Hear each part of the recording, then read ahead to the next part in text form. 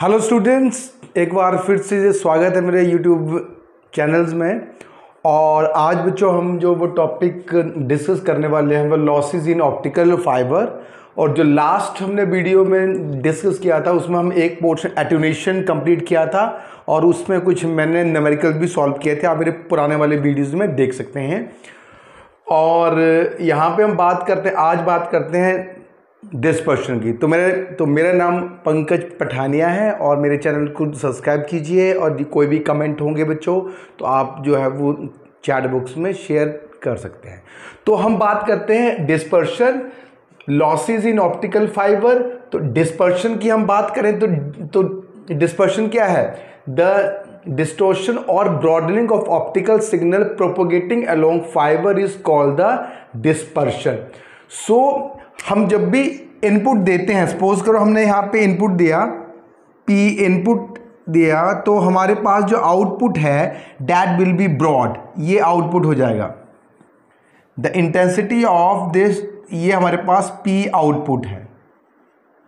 तो जब हम इनपुट सिग्नल सेंड करेंगे तो इस ऑप्टिकल फाइबर जो कोर है that is 1 and that is 2 is the clad, जो कि टोटल इंटरनल रिफ्लेक्शन से, तो ये यदि 2 वेवलेंथ हैं डिफरेंट, तो ये अलग अलग टाइम पे पहुंचेंगी, अंडरस्टैंड, रीच करेंगी। और जिसकी वजह से जो है वो सिग्नल जो है वो ब्रॉड हो जाएगा, मतलब कि उसकी बैंडविड्थ कम हो जाएगी। और बैंडविड्थ कम होने से क्या होगा, सिग्नल जो है वो लॉस हो जाएगा। ठीक है। सो डिस्पोज, इसका मतलब कि broadening of optical signal propagating along the fibre is called the dispersion. In digital communication system, the information to be transmitted in the form of codes, means in the form of pulses. The light pulse entering at different angle take different times. अलग अलग angle से ये मतलब travel कर रही हैं, तो इसमें टाइम्स भी अलग लगेगा, that's lead to the pulse broadening. तो डिस्पर्शन दो तरह की है, intra modal and the inter modal. Intra modal मतलब कि जो मोड्स हैं उनके बीच में ही, और इंटर मॉडल मतलब 2 मोड्स के बीच में, मतलब कि मल्टी मोड में ही इंटर मॉडल डिस्पर्शन होती है। सिंगल मोड में इंट्रा मॉडल भी जो वो मतलब डिस्पर्शन एग्जिस्ट करती है। ठीक है, अलॉन्ग विद इंट्रा। तो इंटर एंड इंट्रा मॉडल मतलब मोड्स के बीच में ही, और यहाँ पे 2 सिग्नल 2 मोड के बीच में, अंडरस्टैंड। तो उसको थोड़ा सा अंडरस्टैंड कोशिश करनी है। इंट्रा मॉडल मतलब डिस्पर्शन में 2 पार्ट है, one is waveguide dispersion and another is material dispersion. So waveguide में due to the waveguide structure light ray in fiber follows different path and take different times to reach as a output pulse। तो यदि किसी geometrical वे से कि जो manufacturing या core clad interface की, मतलब कि डिफरेंट मटेरियल की, जो कि इनहोमोजेनियस मटेरियल है, तो यदि ज्योमेट्रिकल तरीके से यदि 2 पल्सेस जो हैं वो अलग अलग टाइम पे पहुंचती हैं, उसकी वजह से जो ब्रॉडनिंग होती है सिग्नल की, लॉस होता है, उससे हम बेसिकली इंट्रा मॉडल में हम उसे वेव गाइड जो है वो डिस्पर्शन बोलते हैं। मतलब कि ज्योमेट्रिकल रीजंस, जैसे कि inhomogeneities in the core clad interface हो गया, या कोर और क्लैड के इंटरफेस में इनहोमोजेनियसटी हो जाए, उसकी वजह से सिग्नल जो है, पल्स जो है वो डिफरेंट टाइम में पहुंचे, उसकी वजह से जो ब्रॉडनिंग हुई उसे हम वेव गाइड डिस्पर्शन कहते हैं। भाई पल्स का मतलब है कि आपने एक पल्स भेजी जिसमें अलग अलग वेवलेंथ होंगी। ठीक है, एक पल्स आपने भेजी उसमें जो वेवलेंथ अलग अलग होगा बच्चों। ठीक है, ये पल्स का मतलब ये है। अच्छा, अब बात करते हैं मटेरियल डिस्पर्शन। इससे आपको समझ आएगा। मटेरियल डिस्पर्शन का मतलब है कि the refractive index of fibre core depend upon the wavelength और frequency of light, hence different wavelength component of pulse reach at output with different speed leads to the pulse broadening present in each mode. अब बात करते each mode. तो material dispersion का मतलब है कि जो मटेरियल है, ठीक है, तो हर वेवलेंथ जैसे कि वॉयलेट से लेकर रेड तक आपने एक वाइट लाइट का सोर्स दिया, सिग्नल दिया, ठीक है, तो उसमें अलग अलग वेवलेंथ होगी। तो अलग अलग वेवलेंथ के लिए मटेरियल का रिफ्रैक्टिव इंडेक्स अलग अलग होगा। यदि रिफ्रैक्टिव इंडेक्स अलग अलग होगा तो वेलोसिटी, ये क्या है, रिफ्रैक्टिव इंडेक्स, तो वेलोसिटी भी हर कंपोनेंट की, लाइट के हर कंपोनेंट की वेलोसिटी अलग होगी, जिसकी वजह से जो है वो पल्स जो होगी वो ब्रॉडर होगी। मतलब कि जैसे वॉयलेट की वेवलेंथ अलग है, रेड की अलग है, ग्रीन की अलग है, सपोज, तो जो भी हम सिग्नल सेंड करेंगे तो जो रिफ्रैक्टिव इंडेक्स होगा कोर जो है वो डिपेंड करेगा वेवलेंथ के ऊपर। तो इसीलिए यदि रिफ्रैक्टिव इंडेक्स वेरी होगा तो वेलोसिटी भी वेरी होगी, और सिग्नल λ1 और λ2 अलग अलग टाइम पे पहुंचेंगे, और that will B, signal will be broadened, मतलब कि लॉस हो जाएगा। ठीक है, अब बात करते हैं हम इंटर मॉडल डिस्पर्शन की। तो ये तो हो गया इंट्रा मॉडल, अब बात करते हैं हम इंटर मॉडल डिस्पर्शन की। तो ये मटेरियल डिस्पर्शन है और ये वेव। अब हम बात करते हैं इंटर मॉडल डिस्पर्शन की। तो इंटर मॉडल जो डिस्पर्शन है वो किसकी पे होगी, ये मल्टी मोड पे ही पॉसिबल है। It is possible in multi mode optical fibre. दो डिफरेंट मोड्स के बीच अलग अलग एंगल से यदि वो स्ट्राइक करेगा, यदि हमारे पास ये ऑप्टिकल फाइबर है, ये कोर है, तो यदि वेवलेंथ अलग अलग, ये λ1 है, और सेकेंड यदि हम बात करें तो ये हमारे पास अलग अलग, दिस इज 1, ये एक बार और 2 टाइम्स, तो अलग अलग टाइम्स की, जैसे ये 1 है, ये अलग टाइम पे पहुंचेगी बच्चों।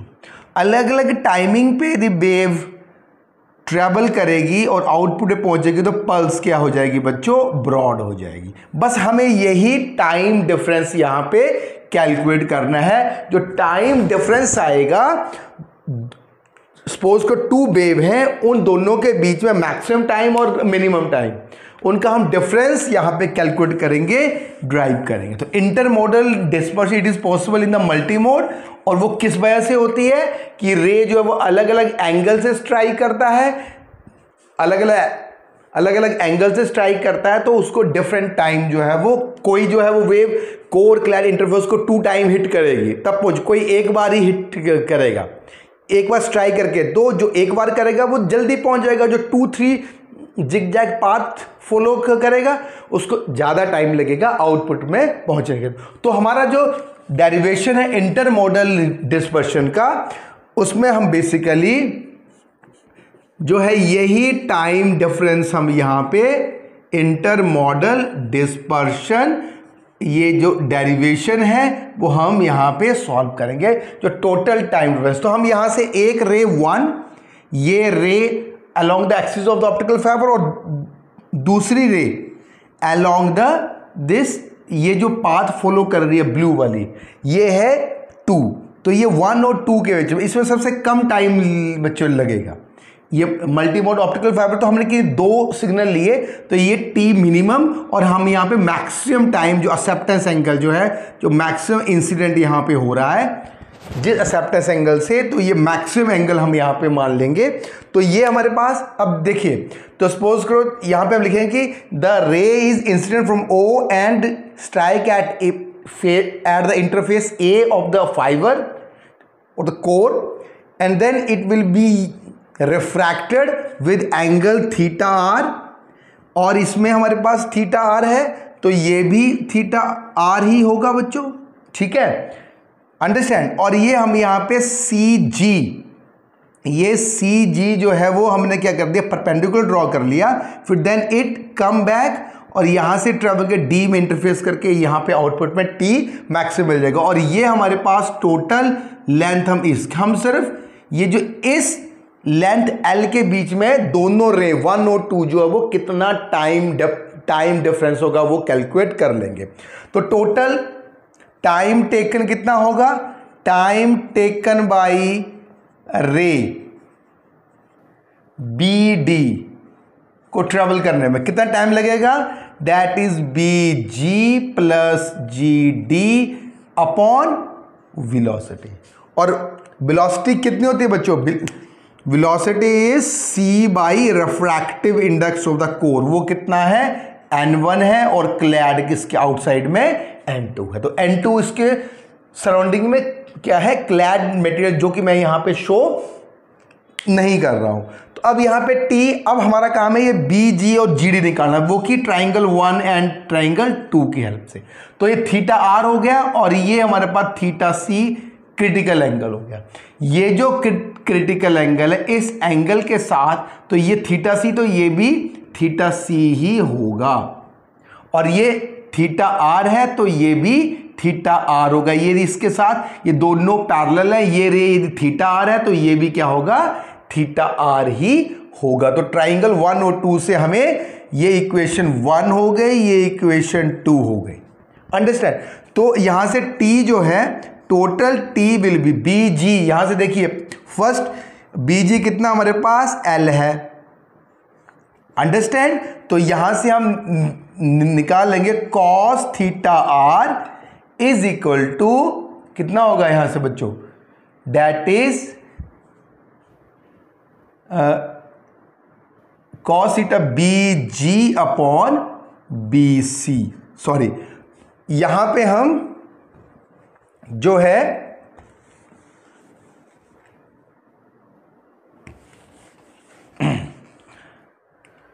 सो टोटल नाउ द जो हमारा जो 2 है, जो रे 2 है, वो टोटल कितना टाइम लगेगी बी से डी में पहुंचने के लिए? तो कितना लगेगा? B C plus C D upon time, ये हो गया हमारे पास वेलोसिटी v, और ये आ गया टाइम। वेलोसिटी v के साथ ये ट्रेवल कर रही है, इसे हम इक्वेशन 1 मोल ले।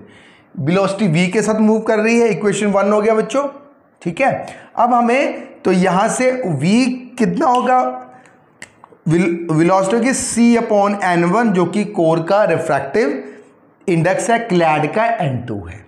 अंडरस्टैंड? तो ये हो गया इक्वेशन नंबर 2। अब हम क्या करें? BC और CD की वैल्यू को हम कैलकुलेट करें ट्राइंगल 1 और 2 से। तो ये हो गया थीटा आर, तो BC, सॉरी, तो यहां से हमारे पास कॉस थीटा आर हो गया BG base upon hypotenuse, that is the BC। तो ये हो गया BC is equal to BG upon cos theta R. ये हो गया BC हमने कैलकुलेट कर लिया। अब हम कैलकुलेट करेंगे CD। तो CD भी सेम ट्राइंगल 2 से आ जाएगा BG upon cos theta R. तो यहां से हम इक्वेशन 1, अब हम क्या करें? इक्वेशन 1 में पुट कर दें टाइम BC की वैल्यू और CD की। तो BG टोटल हो जाएगा BD upon cos theta R, और BD के जो हम कर देंगे L upon cos theta R. और ये वेलोसिटी भी है बच्चों, तो ये साथ में क्या है? वेलोसिटी। तो वेलोसिटी कितनी है हमारे पास इक्वेशन 2 से? c/n1। तो T आ जाएगा is equal to n1 upon c cos theta R. Theta R क्या है? Angle of refraction. तो टोटल जो टाइम आएगा that will be equation number, that is equation number 3। Equation number 3 बच्चों आ गया ये। ठीक है, अब इक्वेशन नंबर 3 आ गया। अब हम बात करते हैं टोटल टाइम। तो टोटल टाइम को फिर से हम लिख लें, T is equal to n1 upon c cos theta R. अब मैक्सिमम मिनिमम टाइम कब होगा? T minimum when theta R will be 0। यदि हम ये वाली ये थीटा आर 0, मतलब ये रे 1 की बात हो रही है, तो मिनिमम टाइम लगेगा व्हेन थीटा आर विल 0। तो T मिनिमम हम यहां से कैलकुलेट कर लेंगे n1 अपॉन c। ये है इक्वेशन नंबर 4। और maximum angle T maximum angle जब होगा जब कॉस थीटा आर जो है वो मैक्सिमम एंगल होगा। मैक्सिमम मतलब theta R is the maximum, when theta R is theta maximum. और एक्सेप्टेंस एंगल थीटा आई जो होगा वो थीटा एक्सेप्टेंस एंगल की मैक्सिमम एंगल यहां पे theta I. Theta R is maximum मतलब कि थीटा आर इज मैक्सिमम, तो T maximum is equal to n1 upon C cos theta maximum. ठीक है, दैट इज हम उसे थीटा आर बाद में उसको मैक्सिमम में रिप्लेस कर देंगे तो 5, जब थीटा आर जो वो थीटा मैक्सिमम हो जाएगा। अब यहां से देखिए ट्राइंगल 1 से n1, अब यहां से कॉस थीटा आर तो साइन थीटा सी कितना होता है स्नेल्स लॉ के according n2 by n1, n2 by n1 is the sine theta. और ये थीटा सी कितना है ये 90 डिग्री माइनस थीटा आर, तो यहां पे sine 90 degree minus theta R is equal to n2 by n1, तो cos theta R is n2 by n1, और ये हो गया इक्वेशन 6। अब हम इक्वेशन 6 को हम पुट कर देंगे कहां पे बच्चे, इक्वेशन 6 को पुट कर देंगे इक्वेशन 5 में, तो T maximum is equal to n1 c n2 n1 square हो गया, और यहां पे हमारे पास LB है, यहां पे LB है। ठीक है, ध्यान रखना ये L n1 स्क्वायर L, ठीक है, तो n1 स्क्वायर L ये हो गया हमारे पास इक्वेशन नंबर 5। सो 4 एंड 5, तो ये हो गया T मैक्सिमम एंगल और T मिनिमम एंगल। अब T maximum minus T minimum से हमें क्या मिल जाएगा बच्चों, टोटल टाइम डिफरेंस जब ये दो रेज 1 एंड 2 जो है वो आउटपुट पे पहुंचेंगी, that is T maximum upon T minimum. और ये T maximum n1 square by L, ये ध्यान रखना, यहां पे मैं भूल गया था L, ये नोट डाउन करना है, n1 square L CN2 understand, minus n1L by C। अब यहां से हम थोड़ा सा इस टाइम की वजह से ब्रॉडनिंग, तो टोटल टाइम जो डिफरेंस आया n1N बाई C को कॉमन ले लो तो n1L बाई n2 माइनस 1, ये आ गया बच्चों। ठीक है, n1 अपॉन n2 माइनस 1, और डेल्टा T जो आ गया n1L by C n1 minus n2 upon n1।